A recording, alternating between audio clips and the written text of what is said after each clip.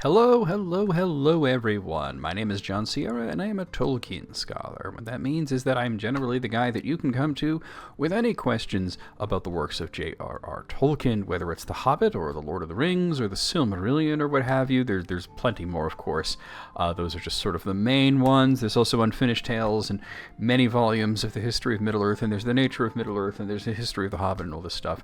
And then, of course, there's his poetic work, and there's his translation work, and such. So there's a lot out there to talk about. And of course, I'm here to answer your questions as I do every week. Just quick channel update, not much to talk about. Just plugging along here with subscriptions. It's going really well with 1,366 as of this current recording. By the time you see the video, it's probably going to be more than that. So we're doing really, really well. Just looking at the analytics here, views are up, watch time is up, revenue is up, everything's doing really well. So I just want to thank you guys for subscribing and for leaving me comments and likes and everything. And even those little things like leaving a comment, even if you don't have a question, you just leave a little comment, just a little thank you. It actually helps engagement. It fuels the algorithm. Hitting the like button doesn't seem to do much, but it actually helps on the back end and helps recommend the video to other people too. So if you could do that, and if you haven't subscribed, definitely subscribe. We are moving on up there and doing the best we can, and I'm really, really enjoying this project. So we have 14 questions to get to you, 14 of your questions from this past week that I'm going to get to today. It's not the most that I've covered, but some of them are topics that I have to speak on quite a bit. But of course, as we always do, we're going to start with a reading. I have the Silmarillion here, and I decided, I might have read this at one point, I don't know, but I decided to read a bit of On the Rune of Beleriand, particularly the section where Fingolfin, the High King, goes and rides out to fight Morgoth, and what happens there. It's one of the most exciting parts of the Silmarillion, and there's lots and lots of exciting parts here. I think we will start right here. So great was the onslaught of Morgoth that Fingolfin and Fingon could not come to the aid of the sons of Finarfin, and the hosts of Hithlum were driven back with great loss to the fortresses of Ered-Wethrin, and these they hardly defended against the orcs. Before the walls of Aethel Sirion fell, Hador the Golden-Haired, defending the rear guard of his lord Fingolfin, being then 66 years of age, and with him fell Gundor his younger son, pierced with many arrows, and they were mourned by the elves. Then Galdor the Tall took the lordship of his father, and because of the strength and height of the shadowy mountains, which withstood the torrent of fire and the valor of the elves and men of the north, which neither orc nor Balrog could yet overcome, Hithlum remained unconquered, a threat upon the flank of Morgoth's attack, but Fingolfin was sundered from his kinsmen by a sea of foes. For the war had gone ill with the sons of Feanor, and well nigh all that east marches were taken by assault. The pass of Aghan was forced, though with great cost to the hosts of Morgoth. And Celegorm and Curufin, being defeated, fled south and west by the marches of Doriath, and coming at last to Nargothrond, sought harbour with Finrod Felagund. Thus it came to pass that their peoples swelled the strength of Nargothrond, that it would have been better, as was after seen, if they had remained in the east among their own kin. Mathros did deeds of surpassing valour, and the orcs fled before his face. For since his torment upon Thangorodrim his spirit burned like a white fire within, and he was as one that returns from the dead. Thus the great fortress upon the hill of Himring could not be taken, and many of the most valiant that remained, both of the people of Dorthonion and of the east marches, rallied there to Mathros, and for a while he closed once more the pass of Aghan, so that the orcs could not enter Beleriand by that road. But they overwhelmed the riders of the people of Feanor upon Lothlan, for Glaurung came thither, and passed through Maglor's Gap, and destroyed all the land between the arms of Gelion. And the orcs took the fortress upon the west slopes of Mount Rerir, and ravaged all of Thorgelion, the land of Caranthir, and they defiled Lake Helvorn. Thence they passed over Gelion with fire and terror, and came far into East Beleriand. Maglor joined Mathros upon Himring, but Caranthir fled and joined the remnant of his people to the scattered folk of the hunters, Amrod and Amras, and they retreated and passed Ramdell in the south. Upon Amod Erup they maintained a watch, and some strength of war, and they had aid of the green elves, and the orcs came not into Osiriand, nor to Thorin Duinath in the wilds of the south. Now news came to Hithlum that Dorthonion was lost and the sons of Finarfin overthrown, and that the sons of Feanor were driven from their lands. Then Fingolfin beheld, as it seemed to him, the utter ruin of the Noldor, and the defeat beyond redress of all their houses, and filled with wrath and despair he mounted upon Rochalor his great horse, and rode forth alone, and none might restrain him. He passed over Dor New Fauglith like a wind amid the dust, and all that beheld his onset fled in amaze, thinking that Orome himself was come, for a great madness of rage was upon him, so that his eyes shone like the eyes of the Valar. Thus he came alone to Angban's gates, and he sounded his horn, and smote once more upon his brazen doors, and challenged Morgoth to come forth to single combat. And Morgoth came. That was the last time in those wars that he passed the doors of his stronghold, and it is said that he took not the challenge willingly. For though his might was greatest of all things in the world, alone of the Valar he knew fear. But he could not now deny the challenge before the face of his captains, for the rocks rang with the shrill music of Fingolfin's horn, and his voice came keen and clear down into the depths of Angband. And Fingolfin named Morgoth Craven, and Lord of Slaves. Therefore Morgoth came, climbing slowly from his subterranean throne, and the rumour of his feet was like thunder underground. And he issued forth clad in black armour, and he stood before the king like a tower, iron-crowned, and his vast shield, sable unblazoned, cast a shadow over him like a storm cloud. But Fingolfin gleamed beneath it as a star, for his mail was overlaid with silver, and his blue shield was set with crystals, and he drew his sword Ringil, that glittered like ice. Then Morgoth hurled aloft Grond, the hammer of the underworld, and swung it down like a bolt of thunder. But Fingolfin sprang aside, and Grond rent a mighty pit in the earth, whence smoke and fire darted. Many times Morgoth essayed to smite him, and each time Fingolfin leaped away, as lightning shoots from under a dark cloud, and he wounded Morgoth with 7 wounds, and 7 times Morgoth gave a cry of anguish, whereat the hosts of Angband fell upon their faces in dismay, and the cries echoed in the Northlands. But at the last the king grew weary, and Morgoth bore down his shield upon him. Thrice he was crushed to his knees, and thrice arose again, and bore up his broken shield and stricken helm. But the earth was all rent and pitted about him, and he stumbled, and fell backward before the feet of Morgoth. And Morgoth set his left foot upon his neck, and the weight of it was like a fallen hill. Yet with his last and desperate stroke, Fingolfin hewn the foot with Ringil, and the blood gushed forth, black and smoking, and filled the pits of Grond. Thus died Fingolfin, High King of the Noldor, most proud and valiant of the elven kings of old. The orcs made no boast of that duel at the gate, neither do the elves sing of it, for their sorrow is too deep. Yet the tale of it is remembered still, for Thorondor, King of Eagles, brought the tidings to Gondolin, and to Hithlum far off. And Morgoth took the body of the elven king and broke it, and would cast it to his wolves, but Thorondor came hasting from his eyrie among the peaks of the Chrysigrim, and he stooped upon Morgoth and marred his face. The rushing of the wings of Thorondor was like the noise of the winds of Manwë, and he seized the body in his mighty talons, and soaring suddenly above the darts of the orcs he bore the king away. And he laid him upon a mountain top that looked from the north upon the hidden valley of Gondolin, and Turgon, coming, built a high cairn over his father. No orc dared ever after to pass over the mount of Fingolfin, or draw nigh his tomb, until the doom of Gondolin was come, and treachery was born among his kin. Morgoth went ever halt 1 foot after that day, and the pain of his wounds could not be healed, and in his face was the scar that Thorondor made. Exciting stuff. A little bit to speak of. First off, we get some hints here as to the size of Morgoth. He stands as a tower. That could mean a lot of things. Barad-dûr is a tower. He's not as big as Barad-dûr. There are very small towers. My friend Matt Richardson, you know him from the Council of Tolkien, estimates that Morgoth is about 30 feet tall, and he very much cares about this sort of thing. I don't really care so much about exact measurements of the height of the Valar and stuff like that, but it makes Matt happy.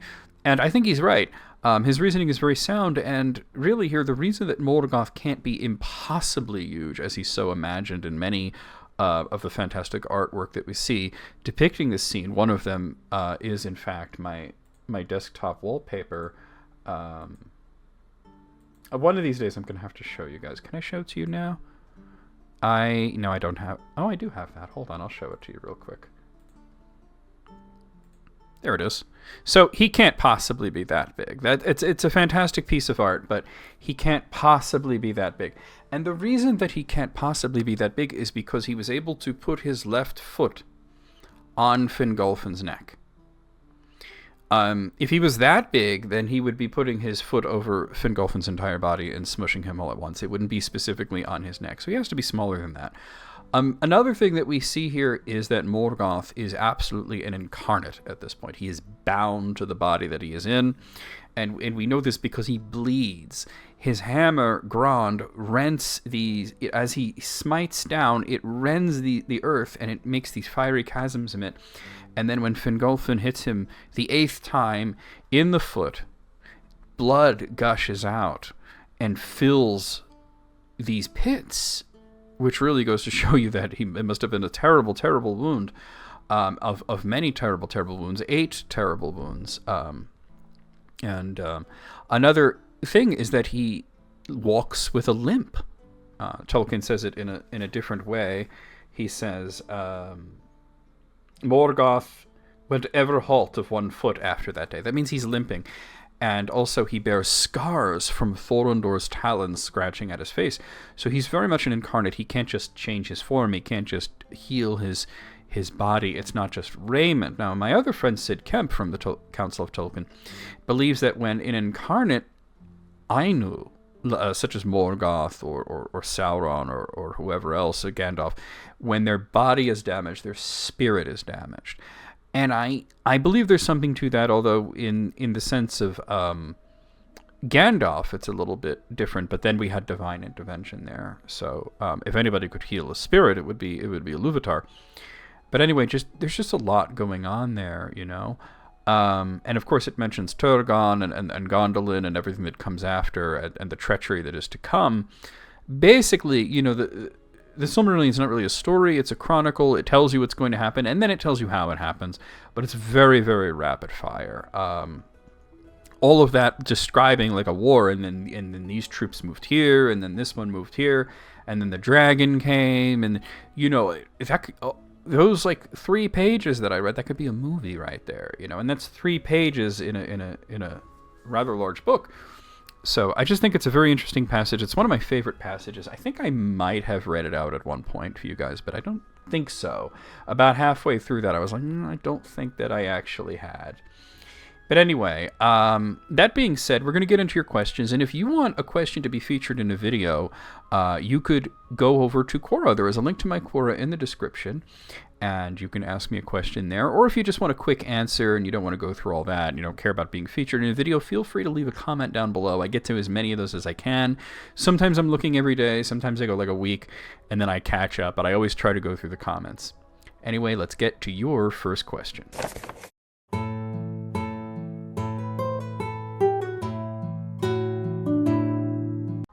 So this first question came in by the request of Adam Gorowski, who asks, did Saruman understand that the Fellowship was trying to destroy the ring instead of use it, or was he just as wrong as Sauron? I think this is a really, really good question, and by that I really mean I'd never been asked it before, and I think it's interesting. Saruman had long coveted the One Ring after uncovering the secret that Gandalf had a Ring of Power. Saruman was very jealous of Gandalf, as mostly everyone loved him, especially the elves, whom Saruman wished would love him as they loved Gandalf. He never really understood why they loved Gandalf. He just thought that since he was in charge, he was the White Wizard, he was Gandalf's superior, he should get all of their respect and their adoration. Finding out, you know, through the grapevine, or however it was that he uncovered this secret, Tolkien was not specific. He just said that Saruman was very good at uncovering secrets, that Gandalf had been gifted a ring of power from one of the elves. That really rankled him. Finding out that Gandalf had a ring of power meant that Saruman the White must have something greater than that. Saruman knew that the One Ring was in play. He was foolish in a way, but he was not unintelligent. Gandalf had already asked him once about the One Ring, and he had assured Gandalf that it surely must have been swept out to sea by the Anduin River, and even said so in such a way that convinced Gandalf that he had some special knowledge of this, sort of an example of the voice of Saruman in action. Secretly, he had been searching for the ring himself, and he had even found the remains of Isildur, burning them in his furnace while keeping the Elendilmere in a secret room in Orthanc. He had a place of honor in Orthanc that was reserved for the One Ring, which Aragorn discovered after he took control of the tower. Anyway, he also deduced that the One Ring was tied up with the hobbits. Gandalf visited the Shire often, as Saruman himself also did, though in disguise, and hobbits often couldn't tell the difference between Gandalf and Saruman, and this accounts for Gandalf's worsening reputation in the Shire. On top of this, the Nazgul were sniffing around for the ring. They were going to places like Erebor and plainly stating that they were looking for the ring, and they were looking for a Mr. Baggins, and they were looking for a place called the Shire. Though they downplayed the importance of the ring, they claimed it was just this trinket that Sauron fancies. Dain II Ironfoot, who was the king of Erebor, he would not give them the location of the Shire, so they tried Saruman. And Saruman lied to the Nazgul. He told them the Shire was in the Vales of the Anduin, where there was a hobbit settlement, though depending on which version of the story you're reading, it may have been long abandoned. So Saruman, he knows that the hobbit has the One Ring, or he's deduced, I should say, that a hobbit has the One Ring, and that Gandalf knows about it. But for what purpose? I can't imagine that Saruman would even guess that they wished to destroy it. He himself coveted the ring, as I said, and like Sauron, he could not really conceive that anybody would come into this sort of vast power and not use it. I mean, the hobbits weren't using it, but he thought the halflings probably had no idea what the ring was or why it was important, which is true to an extent, but that Gandalf knew what it was, and Gandalf knew it was important, and he had the hobbits holding it for him for whatever reason. So I would say that, he believes that either Gandalf is keeping it for himself in a way, or delivering it to somebody who, like Aragorn, who is going to use it. If Saruman was wiser than he was, he would have helped Gandalf in his quest. But his madness and his jealousy and his fear of Sauron, it all deluded his mind. He would never go along with the quest, and that's, of course, to the detriment of the quest, although some would say that the way that everything had to happen in a very specific way, it wasn't. So there's that as well. But I would say that, yeah, if Saruman had the thought that they were trying to destroy the ring, that might have snapped him back into his senses. He might have actually considered helping them, although he would have to swallow his pride, which he was not very good at doing. Okay, excellent question. Let's get to the next one.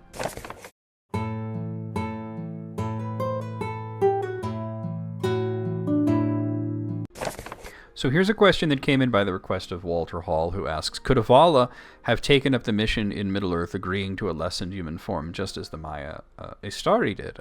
Could they? Yes, absolutely. Would they? No, not at all.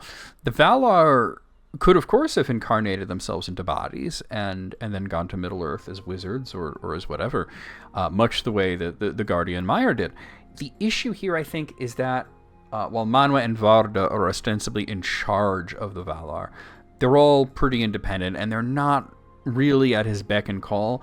Ulmo, for example, would only show up to meetings if he thought it was important. The only real boss here was Ilúvatar, who is mostly absent unless he's called upon in instances such as the Akalabeth. This means they have very little oversight. With the wizards, because they're Maiar, they answer to somebody other than just Saruman, and they have clear instructions that they are to follow, even if Gandalf was the only one who really stuck to the plan very well. If the Valar had come over in bodies like that, they probably would have been far too tempted to take control of the situation themselves. Knowing this about themselves was an important factor in sending Maiar rather than going themselves. Okay, next question.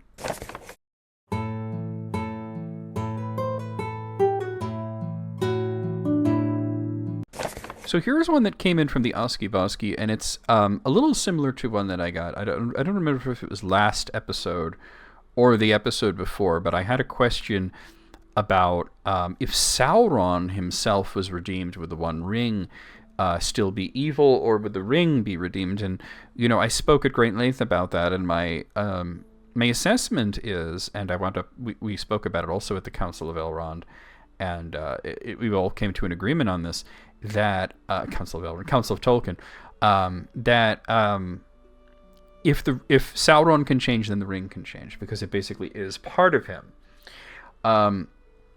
So this is sort of a similar vibe here. Would the One Ring stop being evil if Varda had blessed it as she did the Silmarils? So I think it's an interesting question, even if I think the scenario in it is wholly impossible. The answer is no in this case. The scenario is not possible. As stated by Gandalf at the Council of Elrond, not the Council of Tolkien, the Valar would not allow the ring into their domain. And as stated in the Silmarillion, Varda and Manwë would not come down from Tanaquetil until the end of the world. That being said, if by some miracle Varda was asked to bless the One Ring, it wouldn't actually do anything. The One Ring is not merely an item. It is essentially, as I said, part of Sauron, the greater part of him. Blessing the ring would not redeem him, because for Sauron to find redemption, he has to choose it. He has to seek it out for himself and find redemption out of his own free will. What hallowing the ring would do would be the same as was done to the Silmarils. It would make anyone who is evil, who touched them, get burned. This still seems like a good idea. Sauron wouldn't be able to touch the ring without being burned. But of course, Morgoth got around that with the Silmarils, and he didn't even need the Silmarils. They didn't do anything for them, for Morgoth. He just liked them. He liked having them. He liked other people not having them. I think it's closer to the truth. If Sauron came into possession of a hallowed version of the One Ring, I think that he would either find a way to profane it, or he would just use it anyway. He would just bear the pain, and perhaps he would craft a special gauntlet to be able to wear it, much as Morgoth wore the Silmarils on a crown, so that he could have them on him without them burning him directly. And or like I said, he might just bear the pain and use it. So there you go. Next question.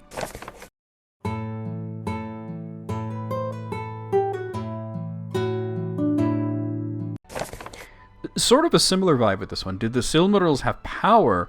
Could they have destroyed the One Ring? So the Silmarils had power in the sense that they were magical and they were holy, but they were not normally destructive.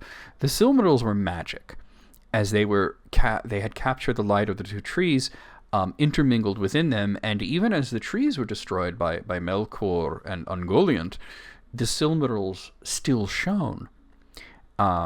And it was said even that because the light of the two trees was still in the Silmarils, if they were broken open, they could revive the trees.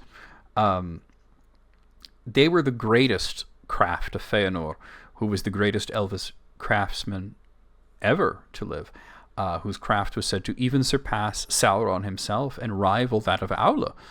So the Silmarils were holy as well. They were hallowed by Varda, as we mentioned in the previous question. This didn't make them destructive in that sense, but it makes them anathema to evil. Melkor's hand was burned by the holy light of the Silmarils, and that was a permanent burn. It was always painful for him. Even as he held them in a crystal casket, he put them on his crown, and even this was said to be somewhat painful, but he had a point to make. When Carcharoth ate one of the Silmarils, or I should say he bit Berin's hand off and Berin was holding a Silmaril, it burned him from the inside. and he went mad with pain and rage, and he started rampaging around. And this is how he punctured the girdle of Melian, because the girdle was not a physical barrier, it was a veil of confusion that would mean that you would come to the borders of Doriath and then you would just find some reason to turn aside. But if you were mad with rage and pain and you were just rushing forward and you weren't using your brain, you weren't getting confused, you could just go through it. And he rampaged through Doriath until he was slain by Juan and Beren. So it was said that the concentrated holiness of the Silmarils can affect people over long periods of time. For example, Luthien, her life might have been shortened somewhat by wearing a Silmaril constantly, though she did not find it painful to wear. The power would not affect the One Ring, though. If it touched a Silmaril, the ring might feel pain if the ring is capable of feeling pain, but it wouldn't be destroyed. It should be noted that the light of the Silmarils could be quite dazzling to dark creatures, even without the hallowed power, because the false Silmaril, the phial of Galadriel that she gave to Frodo, wound up blinding Shelob. So even the light itself, it can, if you're a dark creature, it might blind you, and that was not hallowed by Varda. That was something that Galadriel had made. Okay, next question.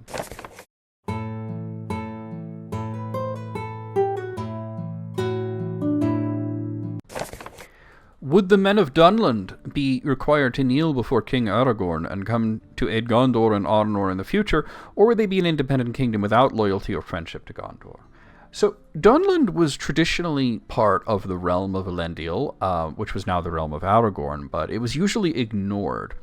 So, putting a map on the screen here, the green portion of the map covers the areas that are known to be under the direct rule of Aragorn II Elisar. Technically, it should include the Shire and Mordor, though he did declare them both free lands. They were still under his umbrella, so to speak. I also think that a bit too much of Ravanian is included, but hey, I didn't make the map. So the important part is the area to the south of the Shire, which includes Eredwaith and Dunland. So the book Unfinished Tales gives us a story called The Battles of the Fords of Isen, which has a few appendices, and the second appendix gives us this note. I'm going to read you the relevant portion from Unfinished Tales. In ancient days, the southern and eastern bounds of the North Kingdom had been the Grey Flood. The western bounds, the South Kingdom, was the Isen. To the land between, the Eredwaith, or Middle Region, few Númenóreans had ever come, and none had settled there. In the days of the kings, it was part of the realm of Gondor, but it was of little concern to them, except in the patrolling and upkeep of the Great Royal Road. This went all the way from Osgiliath in Minas Tirith to Fornost in the far north. So, according to this note, Dunland was nominally a part of Gondor, but they didn't concern themselves with it. Gondor wound up declining over time, and they cared even less for Dunland, and the inhabitants became known as Dunlandings because they were not of Númenórean extraction, and the Sturish halflings that lived there had migrated north to Breland and to the Shire. They became mostly a foil for nearby Rohan, itself a former Gondorian province, now a kingdom of Northmen who had relocated to the south. Knowing Aragorn's personality and his actions in the Fourth Age that we do know of, I would say that he would leave Dunland alone, much the way that he would leave Breland alone. He was the king of Bree, he was the king of Dunland, but they didn't need kings. Dunland had been pacified by Rohan, and after the lies of Saruman had been exposed, they had no bad blood with their neighbors any longer. Okay, next question.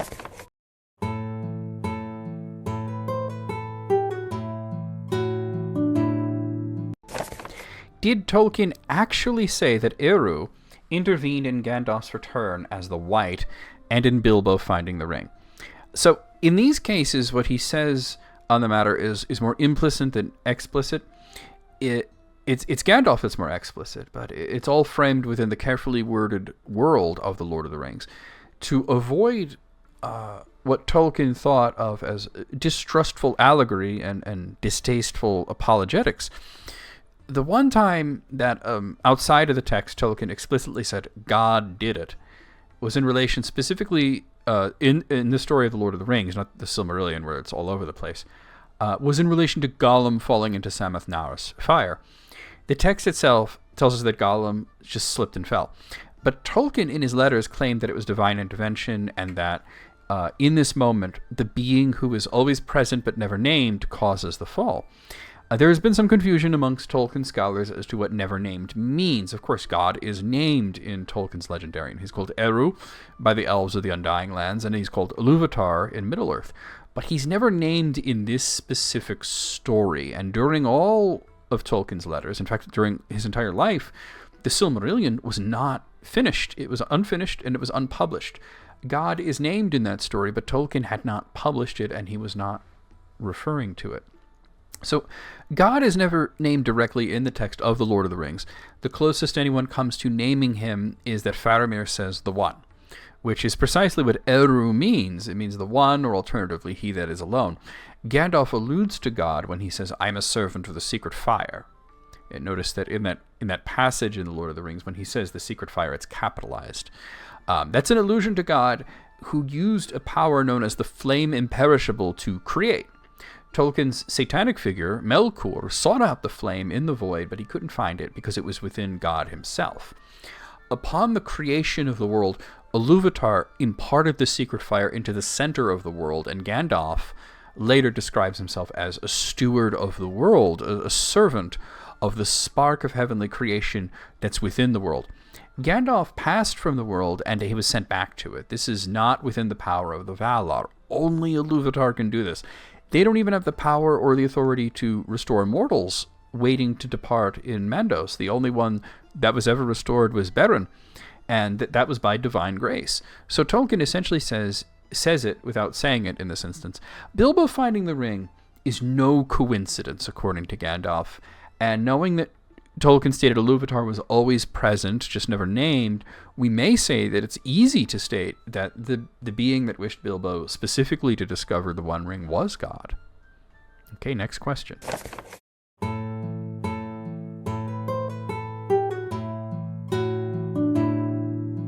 So here's a question that came in from KJ's Curiosity, who asked, are the eagles strong enough to win against the fell beasts or even dragons?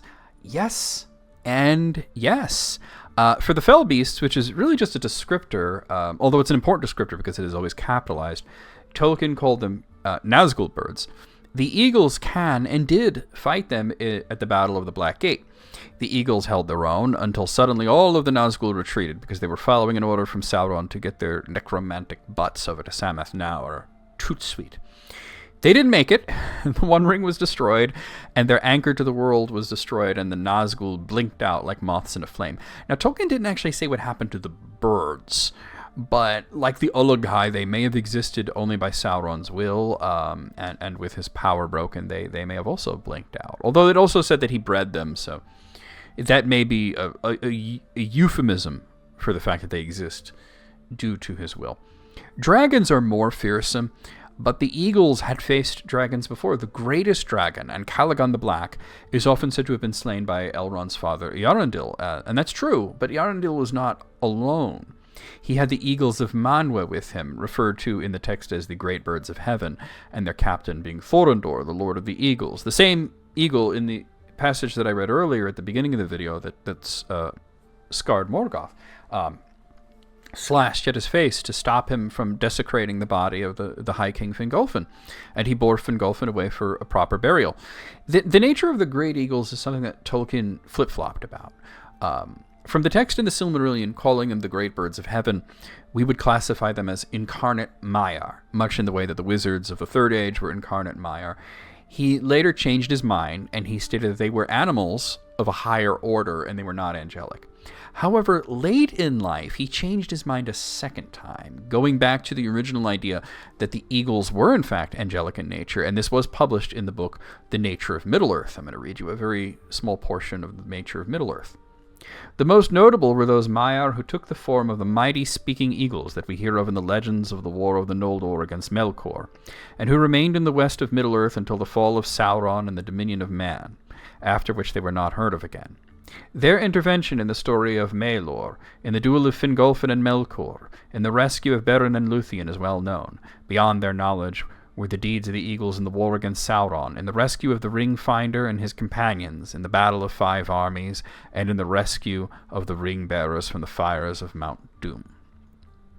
While a single eagle against a single dragon doesn't seem like a great matchup for the eagles never attacked alone. They were always a force, unless it was Thorondor, but Thorondor wasn't seen after the War of Wrath. In the final incomplete version of the Fallen Gondolin, it was stated that the seeing eagles meant that you were in a safe area.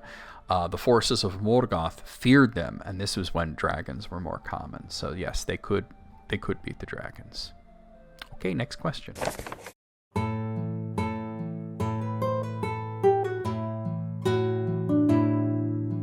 So here's a question from Banazir, who asks, is what happens to Sauron after the destruction of the One Ring similar to what happens to Aghan from Unfinished Tales when his Watchstone is burnt? No, it's actually very different.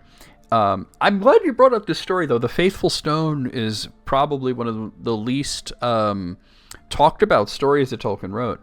It's a very interesting story, but it gives us no insights into Sauron's fate.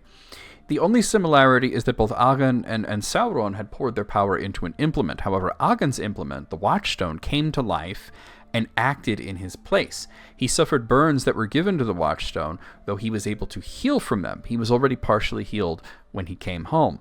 Sauron's ring could not be harmed by any such power. Only the fires of Mount Doom could unmake it.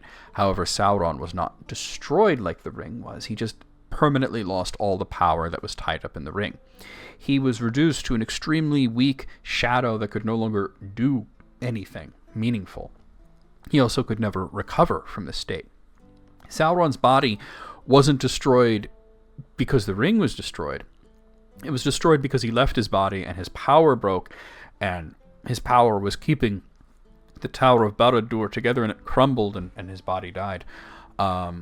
His true form was what bore down on the heroes before it was blown away on the wind. As his power broke, the Dark Tower fell, the body died, the wind blew him away, but he still existed. Anyway, next question. Thank you for bringing up the Faithful Stone. You don't hear about that one that often.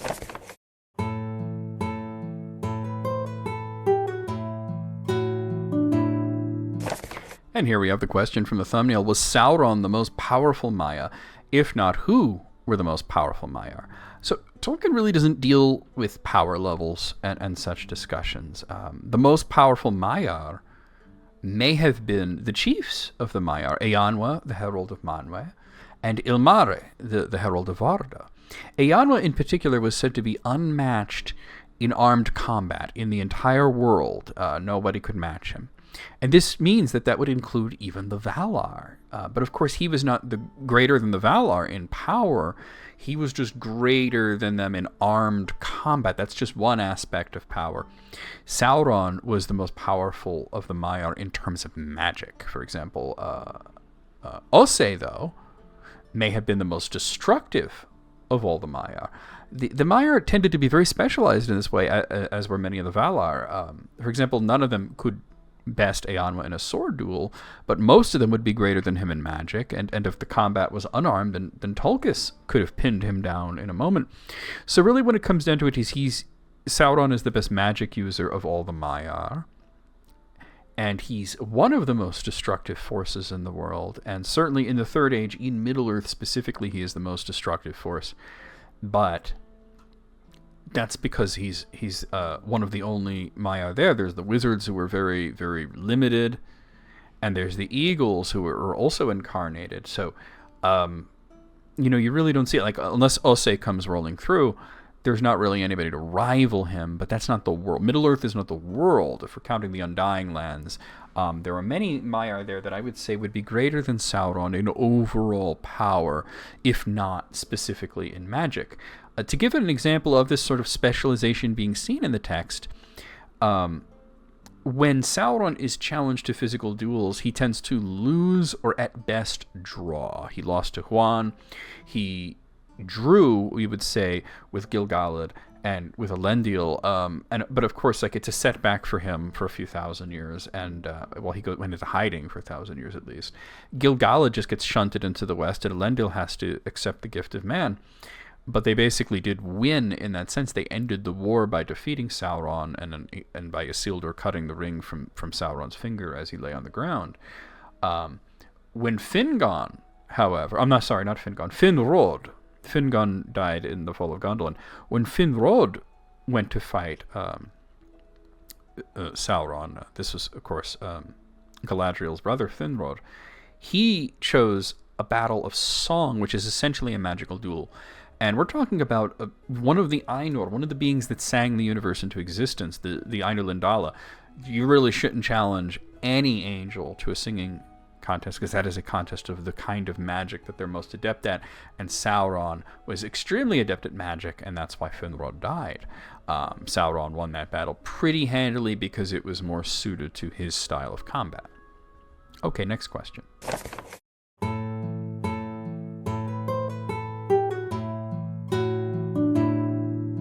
Did Gandalf tell Saruman or the White Council that he was helping the dwarves reclaim their kingdom before heading off, and how would they have responded to him meddling in the affairs of dwarves and dragons? So it's not explicitly stated, but we can assume that Gandalf must have told them, because it was important to their plan. Gandalf had been trying to convince the White Council to do something about the necromancer for quite some time. Now, many people on Quora will tell you that Gandalf visited Dol Guldur twice, as that is what is mentioned in The Lord of the Rings and in The Hobbit. However, the Silmarillion gives us extra insight. That noise should not have happened. I don't know. Sometimes my system sound volume goes up, even though I have it down. Sorry about that. So, many people in Quora will tell you that he visited twice, but the Silmarillion gives us extra insight. He visited 3 times.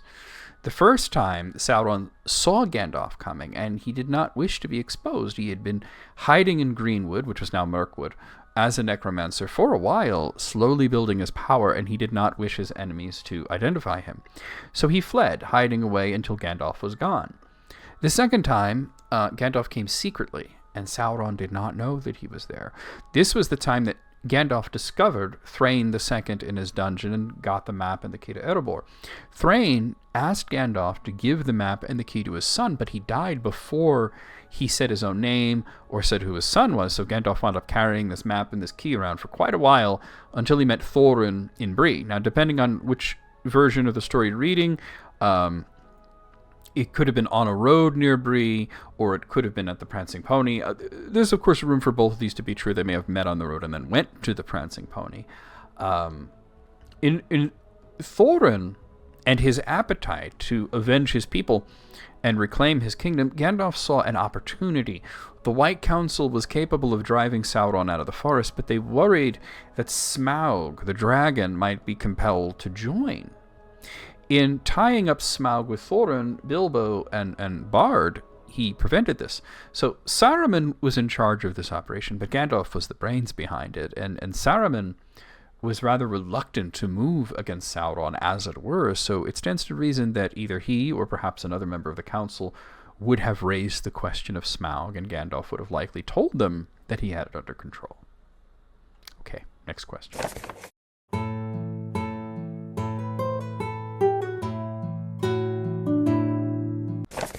What was the reason for Sauron not attacking Rohan immediately after the Battle of Helm's Deep? That would be geography, would be the reason. I'm going to put a map up on the screen here with some lines that I drew on it. Now, Sauron had 2 ways of issuing troops out of Mordor, the Black Gate, or Morannon, and Minas Morgul. Now, note that blue line. That's going straight from Minas Morgul right through Osgiliath and right into Minas Tirith. And Osgiliath he's already taken, and that is the major bridge over the Anduin River. From there, it is a very short, straight shot to Minas Tirith. You could see that's not much of a line at all. On the other hand, Helm's Deep is pretty far to the west. Those red lines don't even reach it. And his troops would have to either come out of Minas Morgul and go through Gondor's territory up to the north, or they would have to use the Black Gate. Now, those lines all end where there's some sort of major obstacle that they would have to contend with. Either way, he has to cross the Dead Marshes, or he would have to go across several rivers. Or if he tried to go north around the Em-Niwa, that's a much, much longer path, and it requires going over 2 rivers, which is not a small feat for a very large army. Now, if you notice where Helm's Deep is on the left side of the map. It's just southeast of Isengard. So Saruman jamming of the Rohirrim was actually an important part of Sauron's strategy, and when Saruman failed, that is why he would find no comfort with Sauron at that point. He had failed him, he had tried to trick and deceive him, and of course Sauron was not tricked or deceived by Saruman. Okay, next question.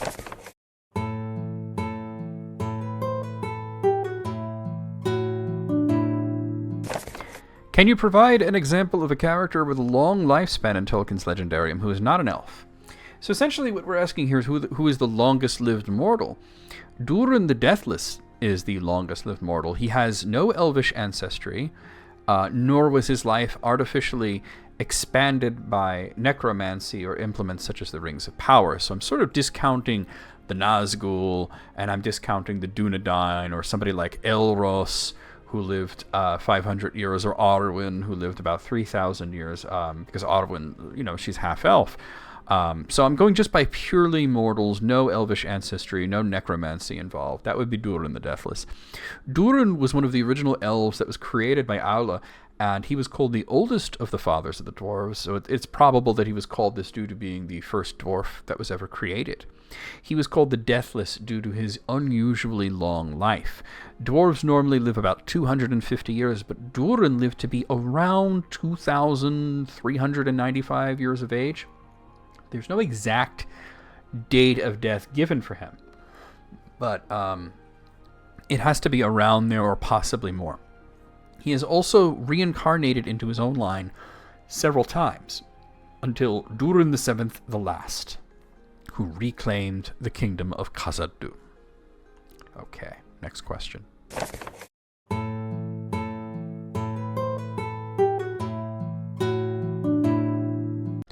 What would Sauron have done if he had won besides destroying Middle-earth? So Sauron would actually not destroy Middle-earth. Anyone who thinks that needs to re-examine the character. Sauron's goal is not the destruction of Middle-earth. That was more of a Morgoth thing. Sauron was more of a control guy. He wanted to rule Middle-earth. He thinks of himself as an agent of order against chaos, who must bring everything to heel and run the world in a clockwork manner, micromanaging every single moment to perfect order. Sauron thinks himself as the hero saving the world. It's too chaotic for his liking, especially free will he finds to be very chaotic, so that's why every free will must be crushed. He would be in control of every aspect of everyone's life, essentially naming himself a god. The only thing that he wishes to destroy, and that he would destroy if he won, is the culture of Numenor, which survived in Gondor and in Arnor. Once he wiped them out, and he's driven the elves to the west, he will rule the remnant with his black hand. Okay, and now we come to the final question.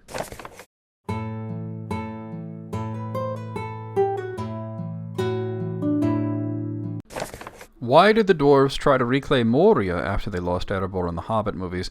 They knew there is a Balrog that literally drew them out some time ago. It's also called Moria, black hole for that. Okay, aside from it, this question being based on the movies, they actually didn't know that there was specifically a Balrog, and that's not why it was called Moria. The Balrog underneath Moria was not common knowledge. The only dwarf to have seen it and lived was Dain II Ironfoot, who instructed Thrain to not enter Moria due to what he called Durin's Bane being there. He did not know what Durin's Bane was, just that it was something very big and very powerful and terrible. The name Moria, which means Black Pit, was the Elvish name for Khazad-dûm, and it was called that before the Balrog came. The door that Celebrimbor made said Moria right on it. Tolkien described this as a friendly jab between friends, as Celebrimbor was good friends with the dwarves. Remember also that Balin's mission to try to retake Moria was actually against the orders of his king, Dain II Ironfoot, the same guy who had seen the Balrog. So he really shouldn't have done that. It was very foolish. Anyway, I had a lot of fun doing this episode. Leave me some comments, leave me some likes, subscribe if you haven't already. If you've made it all the way through the video, you must have liked it at this point. So please hit the subscribe, hit the share, show it to some people, do all that stuff. You remember the bell, the notifications, all the hoops that YouTube makes you jump through these days. It used to be very simple, but of course now it's complicated because that's how these sort of things work. But everything runs on an algorithm, so I have to ask you guys for this. I used to think way back in the day on my other channel, why tell people to subscribe? They'll do it if they want, you know. And it turns out you really do need to bring up these things. You really do need to push likes and stuff like that. So if you like the video, hit like. If you like the video, subscribe and all that stuff. Consider membership. Membership doesn't cost very much. It's $5 a month. What do you get out of it? You do get some emotes that you can use, but the main thing is that you get to see all the videos at least a week early. Certainly all of the episodic videos that I do where I answer questions, you will see them at least 7 days early, and other videos you may even see weeks early, so there's that as well. And you'll also help support me because this is a massive undertaking to do this, and I'm doing it basically by myself. I have some people helping me, but most of the work is right here. I'm doing it week by week. So here you have it. I will see you guys next time.